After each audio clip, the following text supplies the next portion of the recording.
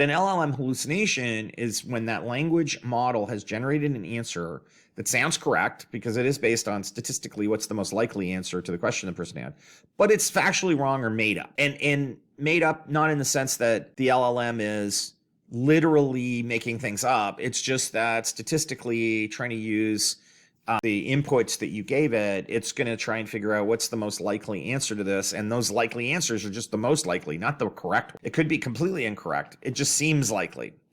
But when the LLM gives the answer, it's not like, but I had to statistically infer this from answers. And so therefore, there's this little thing that says always double check what an AI answers. But the LLM sounds like it knows the answer. So there's a really famous one that somebody asked it, what is the title of Adam Tauman-Colley's PhD dissertation? And it gave answers, but it was not published. Nobody knew. Like Adam knew, and maybe people at the school, but it wasn't on the internet. There was no place for the LLM to find it. So what it did was it just basically said, well, I know who Adam is. I know the kind of stuff he's written. And the most likely names of his PhD dissertations would be these three names because those are the likely names he'd have. And it assigned alternative authors, like co-authors to it, because Adam was frequently using co-authors. So it figured, well, probably he used a co-author and it's most likely one of these.